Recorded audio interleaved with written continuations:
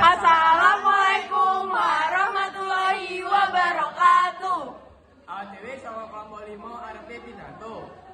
Perkenalkan nami kula di Filipinanti nomor absen 10. Nami kula Bramantio Dandi Rahman saka absen 6. Nami kula Syazura Naswadina Narida saka absen 34. Tepangaken nami kula Kaila Amelia Wadana saka absen 16. Nami kula Claudia Jana Bigal Haryanja saka absen 7.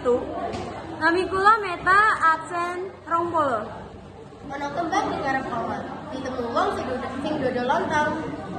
Wong ayu, pidatone kudu genep, yen genep semangate kudu diobong. Ingkang tumitah ing alam donya menika sedaya saking kawasipun Gusti Pangeran. Krana sedaya kala wau saking Gusti Pangeran nila tamtu badhe wangsul malih dumateng ngersanipun Gusti Pangeran kasebut. Nuwun para pinisepuh, sesepuh dalah pangemban lan pengembatung praja ingkang minulya para tamu ingkang derek takziah. Ingkang kinurmatan ugi sumangga langkung rumiyin kula panjenengan tansah mundhaken puji lan syukur wonten ngarsa dalem Pangeran Allah Subhanahu wa taala awit saking pangipun mapinten-pinten kerahmatan hidayah saha inayahipun saengga kula sedaya saged derek takziah. Ingkang sampun ngurut kasidan jati inggih menika Bapak Kasimin.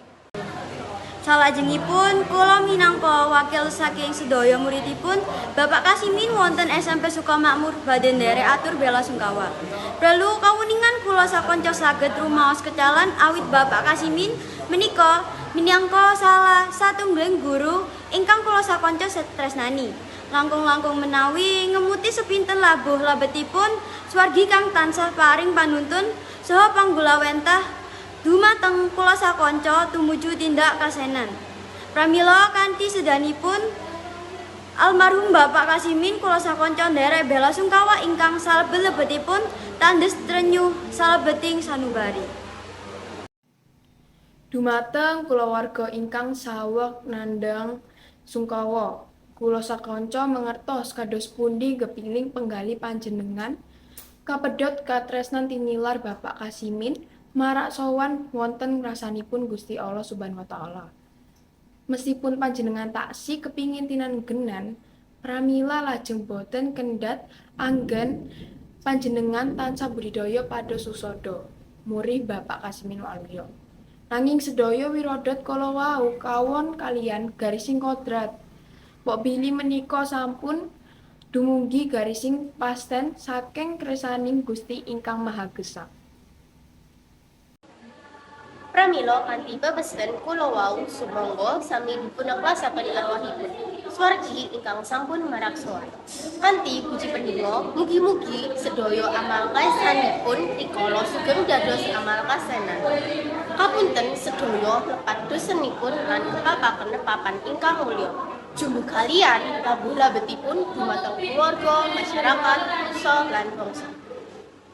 Semanten ugi ingkang tindelan dipun paringana tabah tawakal iman Islamipun saengga saged netepi menapa ingkang dados kekudanipun tiyang sepuh dados putra wayah ingkang saleh salihah.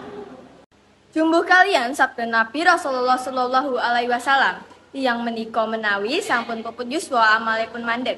Ingkang dipun bekta namung kantun werni 3. Sapisan amal jariah, ingkang kalih ilmu ingkang mumpamati. Ingkang 3 putra ingkang saleh inggih menika ingkang putra tansah ndongaken dumateng tiyang sepuhipun. Kanthi makaten ateges para putra kalawuh saged ngajengaken sedaya tiyang sepuhipun.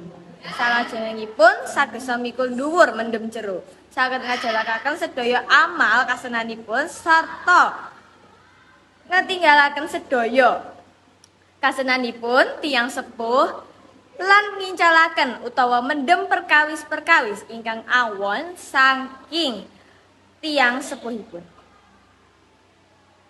Ketan ingkang saged kula aturaken, mugi-mugi sageda dados panglipur sawetawis.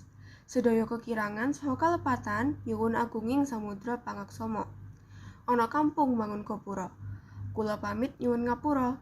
Akhirul kalam, billahi taufiq wal hidayah. Wassalamualaikum warahmatullahi wabarakatuh. Sakmono ae to kelompoke awak dhewe. Sekian, Wassalamualaikum warahmatullahi wabarakatuh. Yuli sumpil melok panahan. Cakep. Panahe karaten. Cakep. Yen ono atur kurang berkenan. Cakep. Kula ngapunten.